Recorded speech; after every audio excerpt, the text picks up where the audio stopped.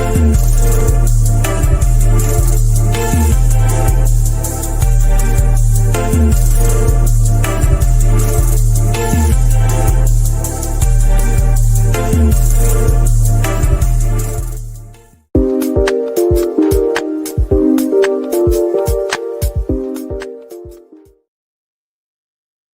morning, good afternoon, good evening, wherever you are in the world. Welcome to another episode on Football Talk Podcast. My name is Ozzie and I'm your host for today's show. Firstly, apologies for not sticking to the schedule that was announced earlier this week. I was scheduled to do a match preview of Liverpool versus Accrington Stanley this evening, in fact, but we got some breaking news that involves a big transfer to Liverpool. So it's only right that I did an impromptu show in the early hours of 1 a.m. in the UK. David Ornstein dropped a bomber this evening, which you can see on the screen right now. But let me read it out loud for you guys. Liverpool could consider move to sign Khvicha Kvaratskhelia if he leaves Napoli in January. Liverpool not actually seeking winger, but admire the 23-year-old alert to situation and may contend if becomes market opportunity. PSG and Chelsea also amongst interested clubs. Now, what does this story have written all over it? An opportunistic signing. And that has got FSG licking their lips because that is the type of signing and type of profile that they always look out for. So, is there any truth to rumors? Who knows? But it's certainly come out of nowhere. And I know for a fact that Napoli fans will be losing their marbles right now because whenever I've mentioned Kvaratskelia's name on any of my previous transfer talk shows, I always get an angry comment after the show. So they'll be flooding tomorrow morning. That's for sure. But who cares? Let's talk about this move in a bit more detail. Now, I'm not going to say this deal is going to happen 100% because, quite frankly, we don't have that confidence to suggest that. And I can't really say it with chess, but Ornstein gets his information directly from the club. So there has to be something to it. You know the saying, there's no smoke without fire. And this aligns with what we're hearing this evening. There's also been some speculation that could impact the squad and possibly make space for a player like Kvaratskhelia. For example, Kaiser, who's not had much luck or game time since his summer move, has continuously been linked with a move away from the club and in particular Syria. And there's strong rumors suggesting that he could be part of this deal, which, if you look at it in terms of the bigger picture, it makes sense for all parties. Chiesa returns to his homeland in Italy and plays for a team that is challenging for the title. For Napoli, they have a ready-made replacement for Kvaratskhelia plus a transfer fee that could be used to reinvest into their squad. And speaking of the transfer fee, the fee is rumored to be around 65 million, which is approximately around 80 million euros. Now, I'll be honest, that doesn't seem too high, in my opinion, for a player of his quality. But at the moment, the story is that Kvaratskhelia and Napoli are not on the same page with regards to a contract extension. So they're willing to let the player go due to their disagreement, and they are willing to accept a more of a reasonable fee of that 67 million mark that I mentioned earlier on. Now, I've always asked for the owners to show a bit of ambition, and that's become my buzzword this season. If this move crosses the line, they will certainly be showing some real intent, and I'll probably have to change my tone or maybe an apology here and there. But until that doesn't happen, I'm not saying anything further. Now, I know some fans have already been skeptical with regards to this rumor this evening, and understandably, as after all, when it comes to a move like this, when it sounds too good to be true, especially under FSG, it normally is the case. Some fans are saying if Kvaratskhelia does join Liverpool, this could be resulting to one of our star players departing from the club. So the players that a lot of fans have highlighted that could be in question in regards to this potential transfer is Darwin Nunez, Luis Diaz, and Mohamed Salah. Now we all know the situation with Mohamed Salah. He's said it quite publicly that there's been no progress with regards to his new contract. So that adds a bit more confusion in terms of what's happening with his contract talks. Is it going to get finalized or not? Right now, it's a bit of a grey area because we're not so sure at the minute. Darwin Núñez has recently been linked with a move to Serie A, with AC Milan showing the most interest. But Napoli could also be a club that would take Darwin Núñez, as they have shown interest in the past, and they could do with another striker in their ranks. So he can't be ruled out as a potential player in part of a swap deal, possibly. Also, rumors circulating that there's interest in Darwin Núñez from Saudi Arabia. So, big money move could be on the horizon. But if I'm being honest, I don't see Darwin Núñez leaving this month. But if we're talking about the summer, that's another conversation because I've said it out loud quite a few times. A new striker has to be addressed in the next window. And I'm saying next window, I mean the summer.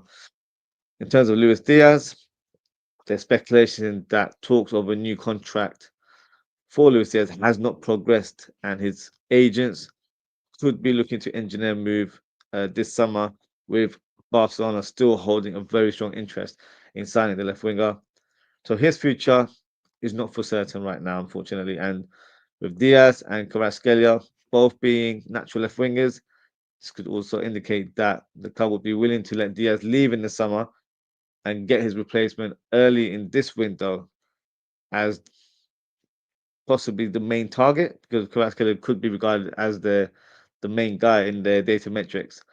So if a player like that is available in this current window, you can't turn down opportunistic signings in January. And let's be honest, we have a track record of making those type of signings.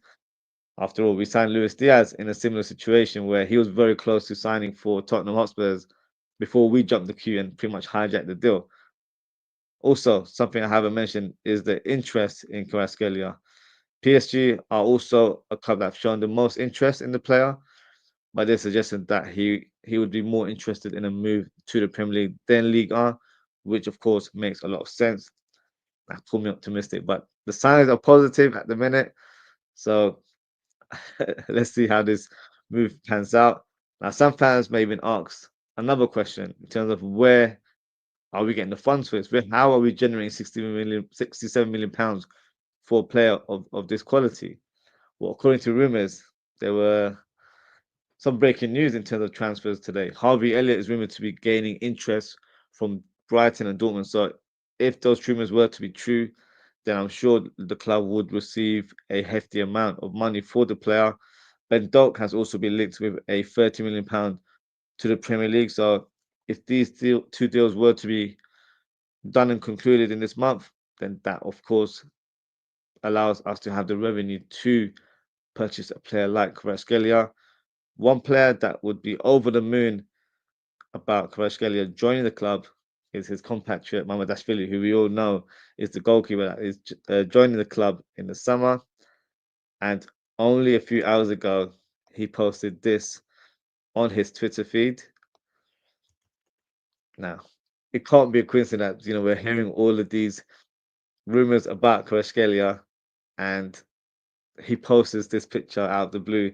If you look at his Twitter account, there's not a lot of frequent activity there. It's normally something regarding a result or something that's monumental to him. So he doesn't tweet a lot. So for him to just do this to this evening, only a few hours ago, it's not a coincidence. There's something that um, could be brewing that we're not quite aware of fully. But it's little things that could trigger a reaction, and he might know something that we don't at this stage.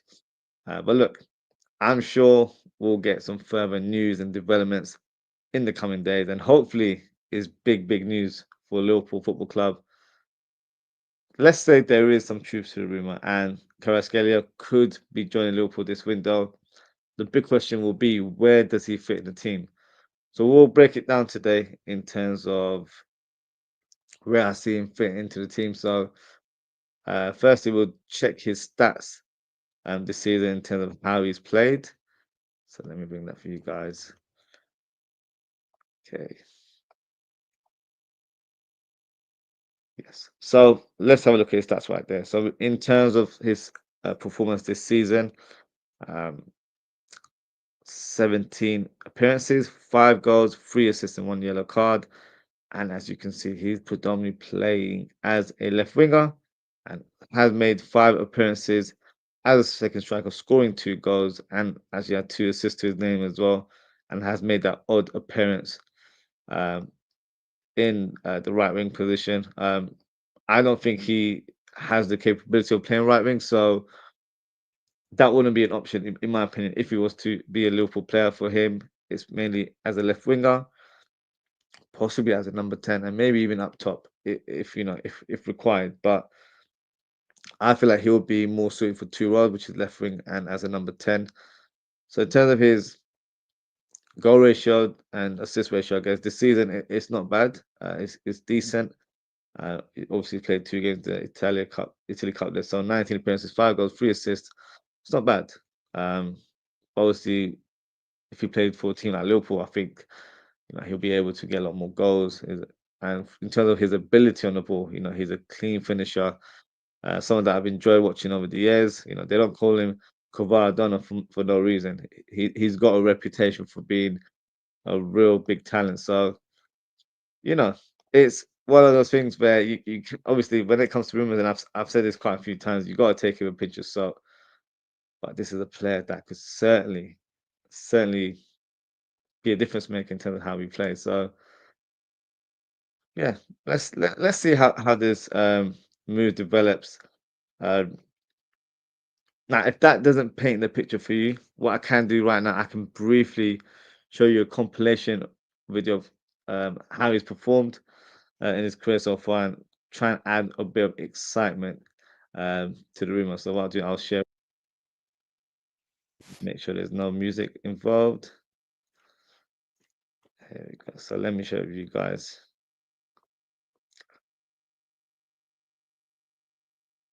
There we go. Hope you guys can see the screen. There it is. So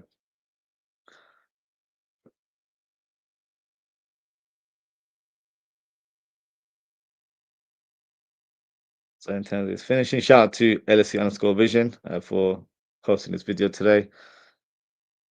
Look, he's got the talent. Cheeky little nutmeg there. He can shoot from distance as well. Look at that dinked. No, even the dinked finish. He dinked it over the keeper and then slotted it in with ease there.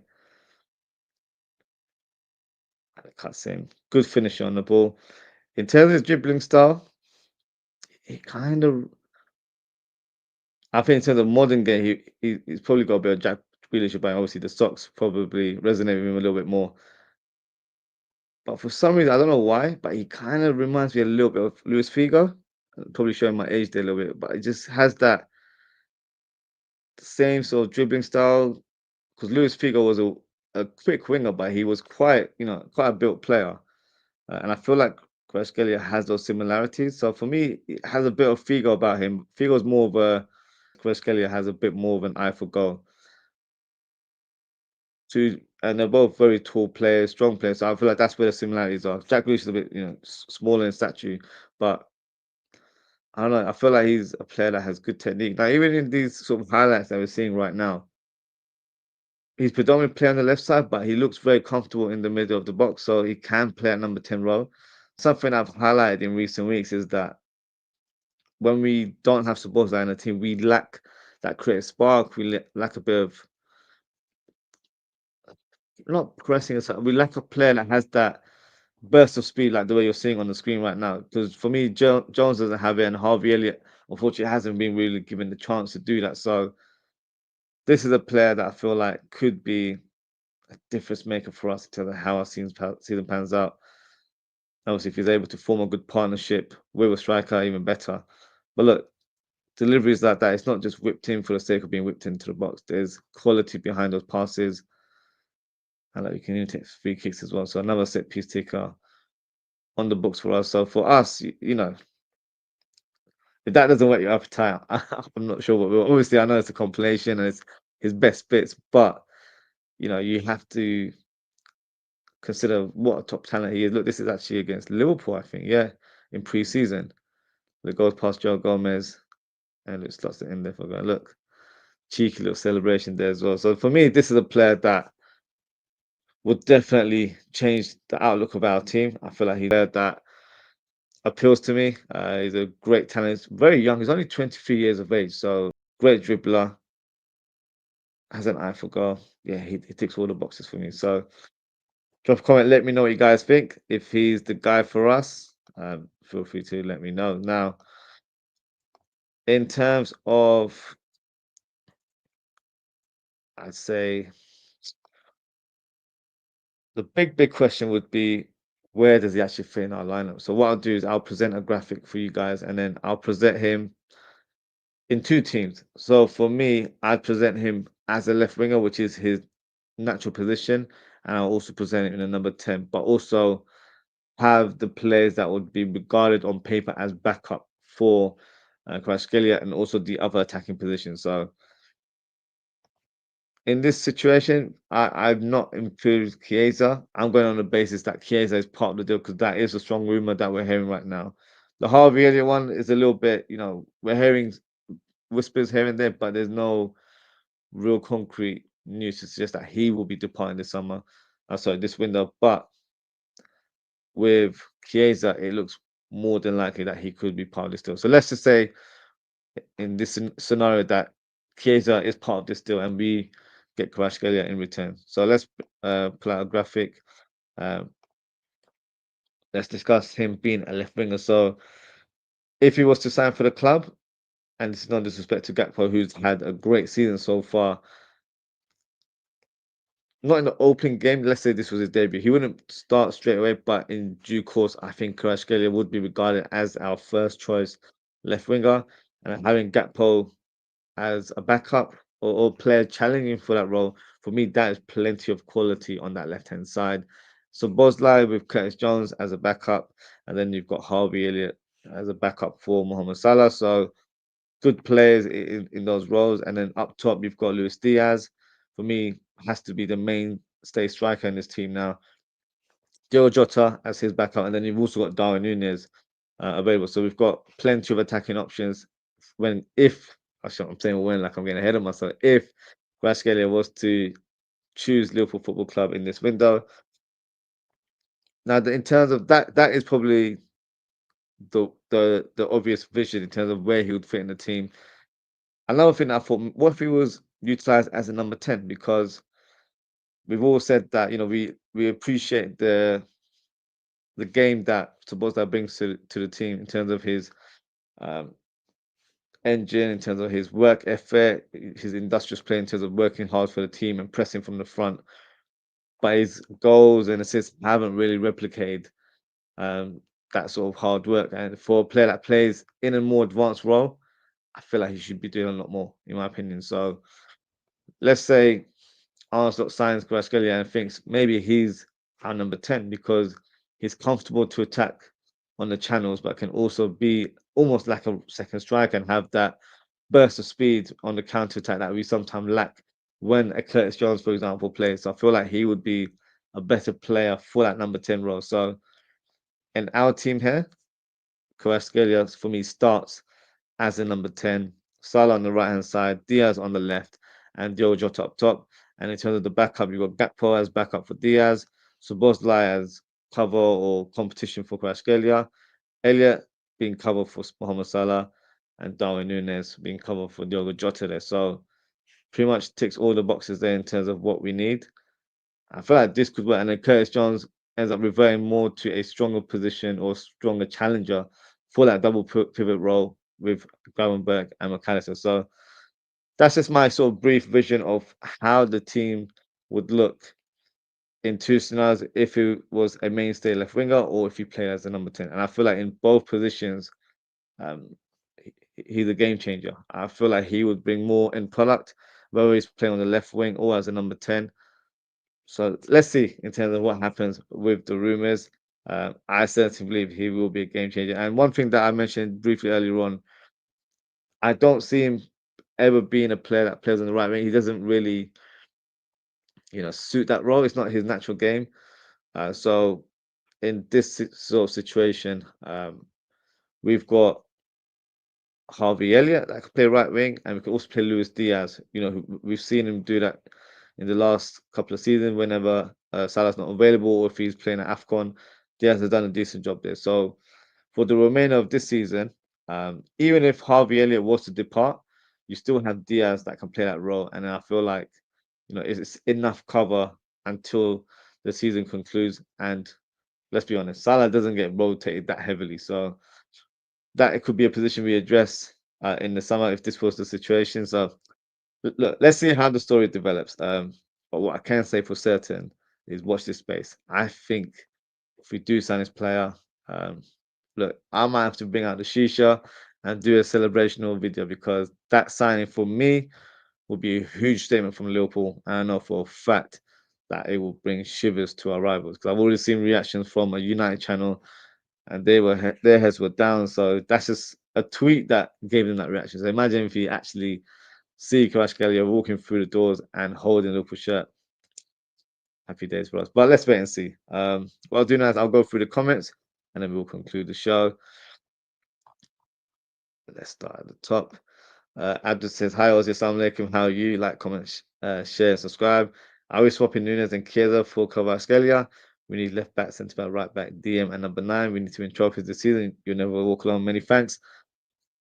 I think it will be a swap deal for Chiesa more so than Nunes.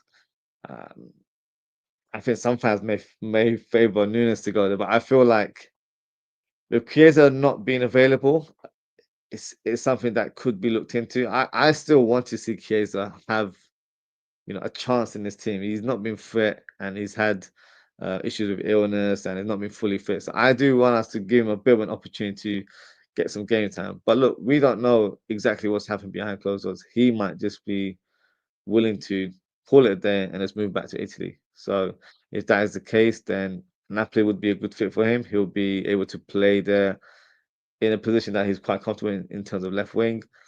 And we get a player in return who's not happy at his current club and would flourish playing for a big team like Liverpool. So for me, I would assume that it's a more direct swap for Chiesa.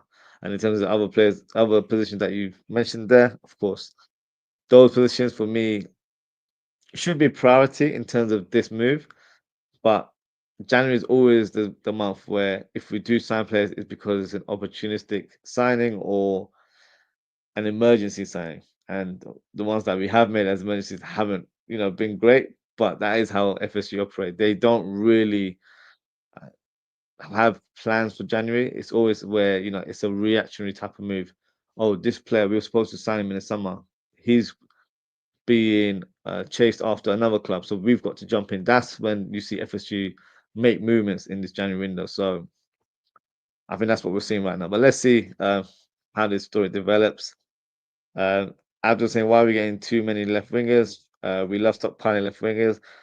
I think at the minute, due to the uncertainty of Diaz, if he does not sign a contract by the end of this season, he would most likely depart. So you've got one less left winger there. So you've only got Gakpo there. I know Nunes has played left wing, but for me, that's not his role. And Nunes could possibly be leaving in the summer as well.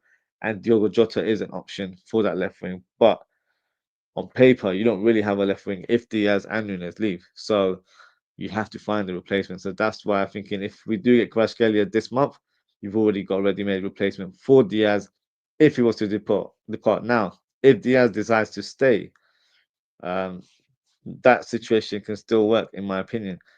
As I've presented in this lineup here, Kvaratskhelia can play on the left with Gakpo being his backup and Luis Diaz leading the line with Diogo Jota as his backup and with Nunes most likely to be sold in the summer. So it can all work in any sort of scenario, in my opinion. So I think because it's a player of his quality, Liverpool have to take this opportunity and try and sign him. So let's see. Let's see what happens. Steve says, let's go, champ. Let's go, champ. You didn't big up yourself, Steve, as always.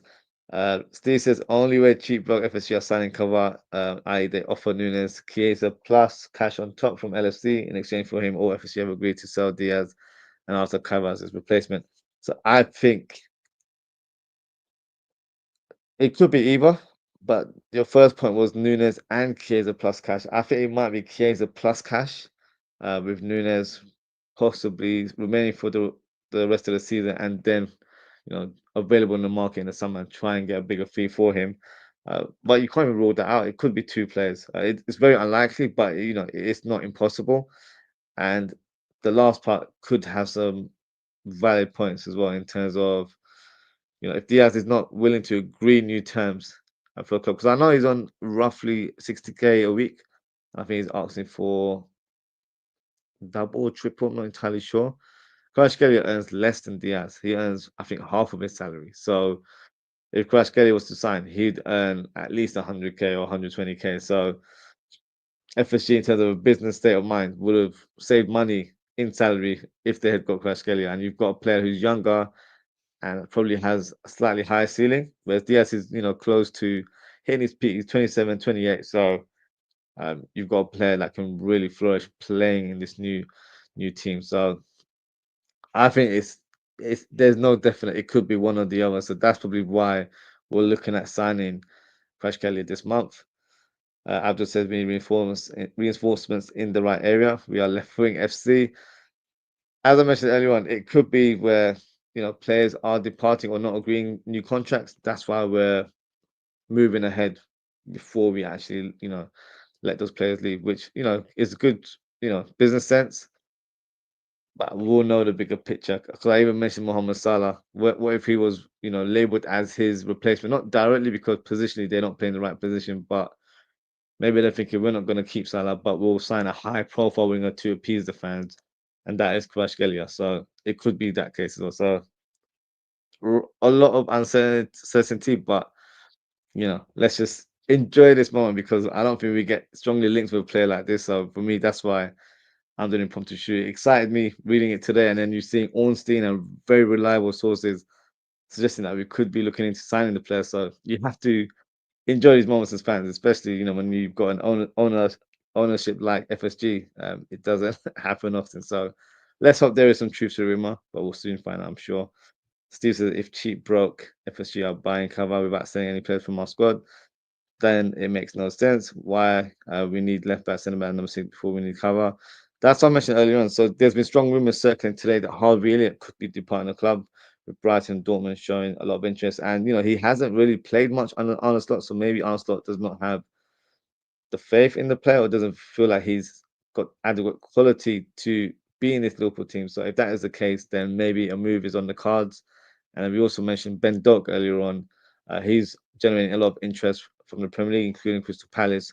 They had a 15 million bid rejected, but Liverpool are willing to do business for 30 million. So if they're able to get that kind of money, then you've already generated about, I say, at least 60 odd million, because Harvey would definitely go for at least 30 million. He's not worth anything less, in my opinion. So you've already pretty much gathered up the funds for a Kvaratskhelia who's available for 67 million. So it's possible that this deal could be done. But obviously, I'm trying to analyze the scenario in every angle there. So we'll see. Steve said Kvaratskhelia ain't a cheap signing for FSG. He's not. That's why selling two players like that could raise the funds to engineer that move there. And for Uncle Ross says, "Hey bro, how are you? All good, Uncle Ross. Thank you for your comment there. Hope you're good as well." And Steve says, "I prefer to see Elliot plus cash from PSG to Dortmund and get Gittins in the deal in exchange." Yeah, Gittins looks like an interesting player. Definitely interesting player there. Um, as I said, we need important signings. We are going to score goals and concede goals. That's a fair point. Steve says, "How is Sheepdog FSG looking to sign cover when FSG are struggling to sign our own players to new deals, i.e., Trent, Virgil, Salah? Make that make sense? What if this signing was to appease these three players as well? Because we say a lot on this show that these owners don't show ambition. What if they were like telling these players, look, we've got big plans for the club. We're looking to sign a very high profile player, and maybe another high profile player in the summer, and behold, you've got Kvaratskhelia linked strongly with the club. So if Liverpool are signing a player of that magnitude, for me, that should relay as the club showing ambition to these three players. So that might be another way to keep them on board. But who knows? We don't know what's happened behind closed doors in terms of these contract discussions. We don't know how close it is or if it's even begun. It's all up in the air. But if Liverpool are signing or trying to sign a player like this, it certainly shows a bit of ambition. But then again, it could also be a PR move from FSG. Who knows? So we'll soon find out. That's the only way I can put it. To be fair, and Steve said, "Arnold don't play with number 10." Uh, I think he does to not an orthodox number 10, like not from how we used to watch football back in the day, but it's more of an advanced eight. Um, but I think when you've got a player like Kvaratskhelia, he can make that role his own, in my opinion. And when you've got a double pivot with McAllister and Gravenberg, I feel like they have enough quality to be the protection for the back line and then allow these four attackers to really play. And then we can play a bit more of a direct game with a number 10 because Szoboszlai, for me, just doesn't have the ratio in terms of goals and assists, but definitely brings a lot of qualities to the pitch. So Kvaratskhelia, for me, has everything. Can do that pressing from the front, but also score goals and provide assists at the same time. So you have two good players that can play well number 10, but also Kvaratskhelia can also play left wing. That's his main role.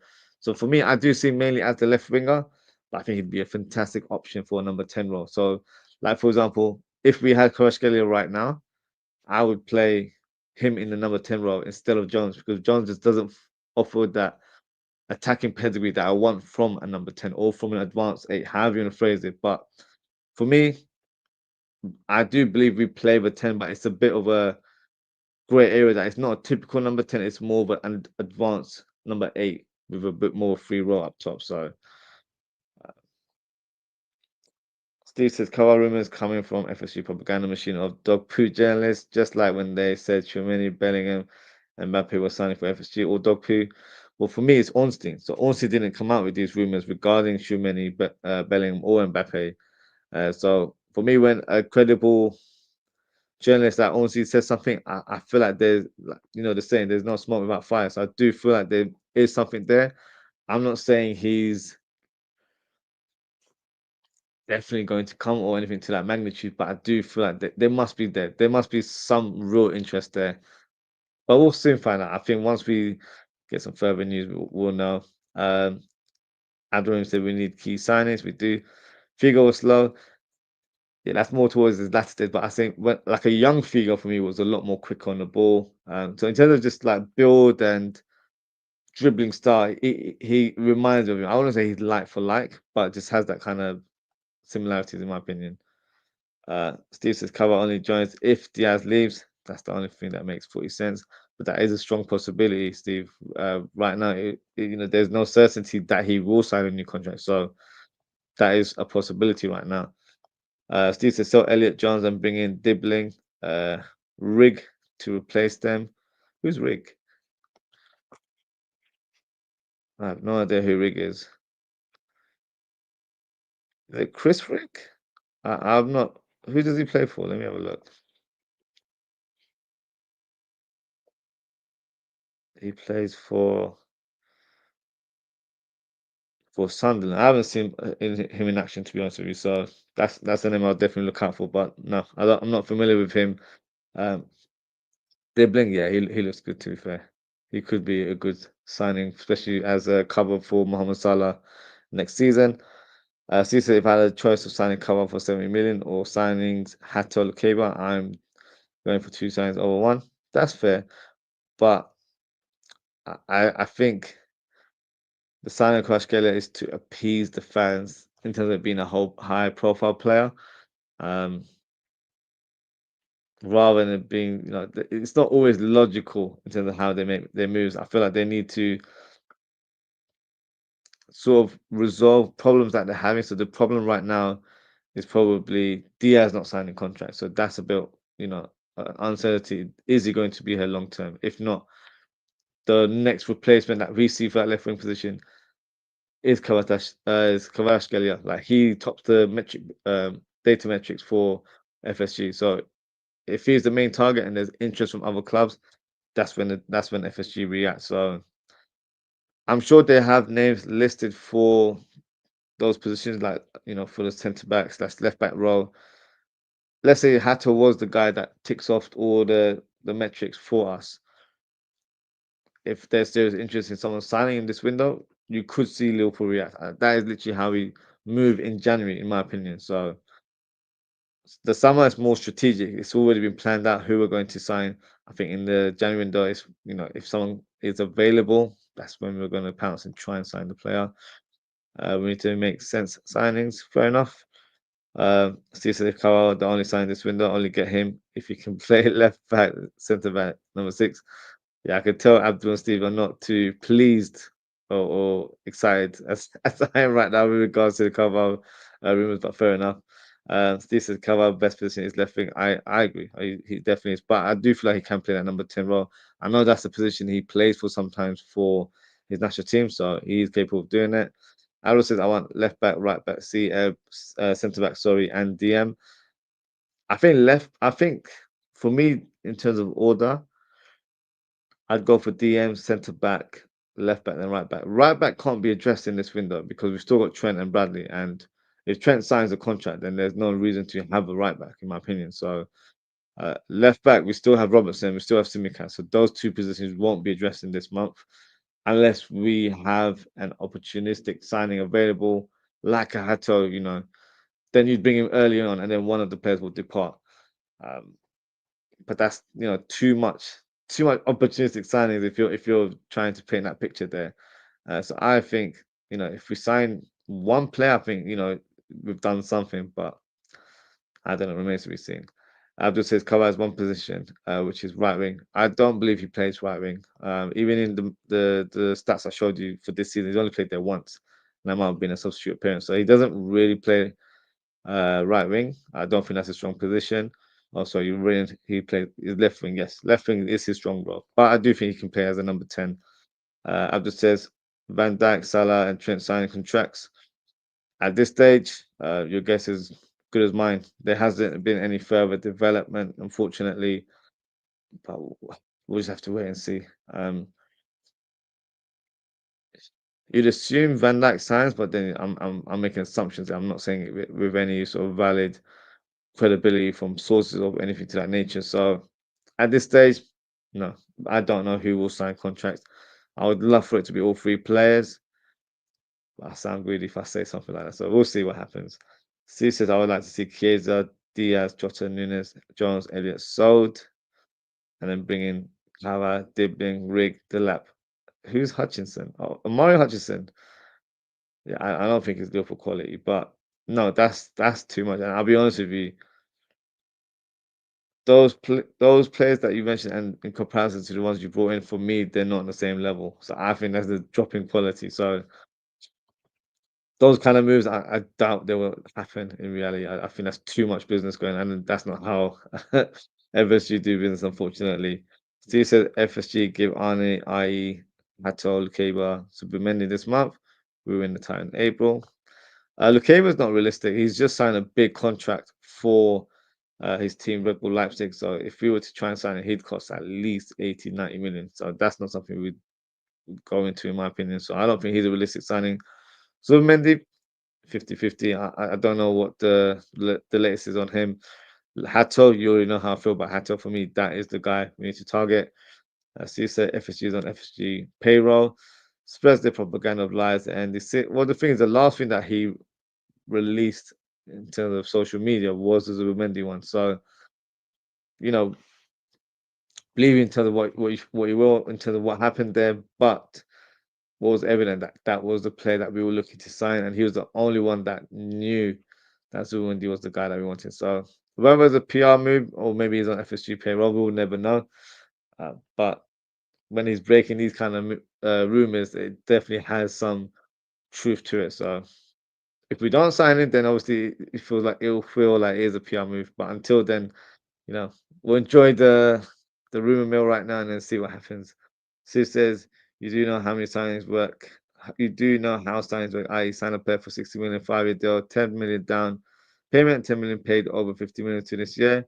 Only about close are paid in full. Yep, I do know how transfer work, but if we were to sell players like a Elliot and like a Ben Doak, you wouldn't get the full amount straight away either, if that makes sense. So if we got 30 million for Doak, let's say Palace wanted to sign him, they'd give us 10 million right now and they'll pay, in installments for the next few years. So that 10 million that we've just got can be used to put as an installment for a Kvaratskhelia, where we pay them 10 now, and then we do our installment package with them. So I've just said it in sort of more simple terms that, in terms of big sums, but every club pretty much pays transfer fees in installments. But I'm going on the basis that we've got no money in the bank because that's how FSG portray themselves, like they don't have the funds to splash the cash. So if we were to sell one or two players, then we have enough funds to kind of make those signings where we're paying installments in the first stage and then installments for years to come. So you know, make it what you will, but that's what I think will be the case. Steve says Carvalho deal is the 2.0 Caicedo from FSG. I hope not, because I can't fall for these PR moves if that is the case. I see that Ozzie FSG sold over 50 million plus last summer. Yep, they did. We have managed to buy players without selling this month. Well, then if that is the case, then I shouldn't need to talk about Elliot and Ben Doak. But it's just ironic that this news broke this evening, and then those two other players were strongly linked to moves away from the club. So I'm only going based off what I've heard today alone. Um, I would love for Doak to continue his reign at Middlesbrough and continue his development because if he keeps banging in the goals and getting the assists, then his value increases in the summer. So we'll be able to get maybe 40 million for him. He'll be that type of player.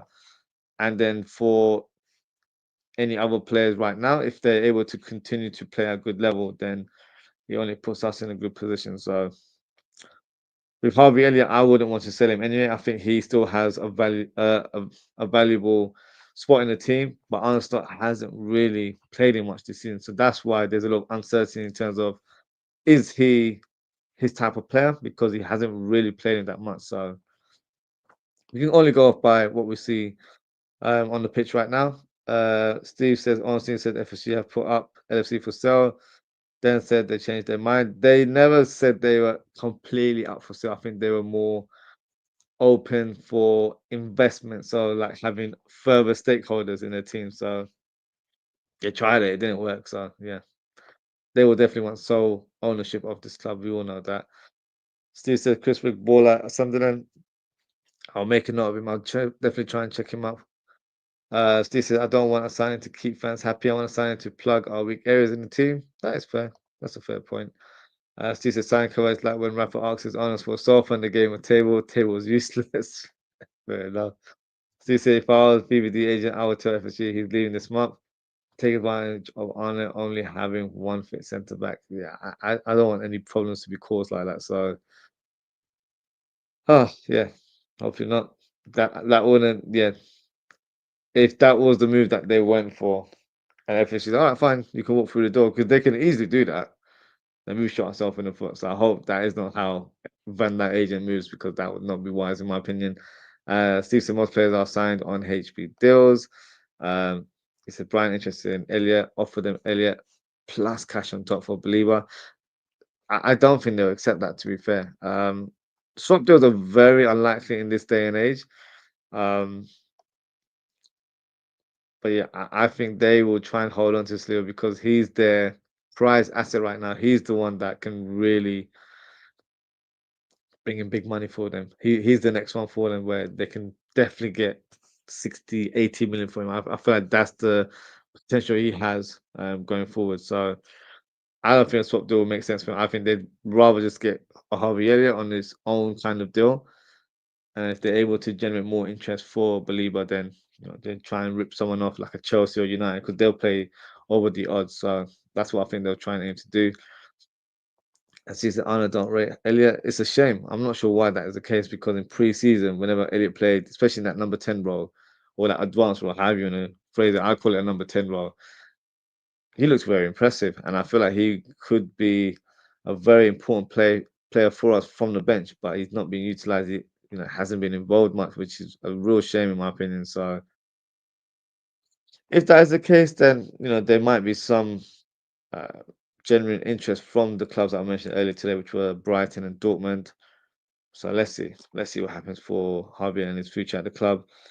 Steve says Villa got cash plus two players from Juve when they sold Douglas Lewis. Who did they get in the end? You are right, but I forgot who the players were.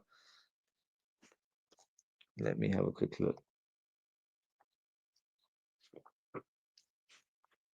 They weren't great because I don't feel like they did much. So I know his girlfriend went another way as well, so let's have a look. Oh yeah, yeah. But those moves are very unlikely. That is probably like one every 10 years to get these type of moves. You don't really involve a lot of players in swap deals, and it doesn't happen at the highest level. Liverpool don't do swap deals. When's the last time we did a swap deal? So yeah, I don't think there's any truth to it, I guess. But can't rule out. It's not completely impossible, but I would just say it's very very unlikely. Um, and you also got Forest got Anderson from Newcastle. Newcastle got a keeper. Which keeper did they get from Nottingham Forest? I'm not too sure because I know they got Sales, but he wasn't from Newcastle. But my point is, I don't think swap deals are very common. It does happen here and there, but it's more so mid-table teams like that or one-off deals where like Italian teams they don't really have the funds to buy players like that, so that's why they got some players part of the deal, but doesn't generally happen to be fair. Yeah, you're right. Player swap deals happen a lot in Italy. They do probably why that's all good. We're shipping kids in the other way, but generally in terms of the Premier League, it's not as common. But we'll soon find out. I'm sure we'll get some clarity in the coming days. Maybe we'll get some further news tomorrow. If there's further development, then yes, I will do another impromptu show. Probably it'll be a late one like this, but look, I'll be on the lookout for it on social media. I'm sure you'll be as well, everyone. But yeah, we'll leave it for this. So that is the end of the show, guys. Thank you so much for tuning in. Thank you to Abdul and thank you to Steve for your comments as always. Appreciate your engagement.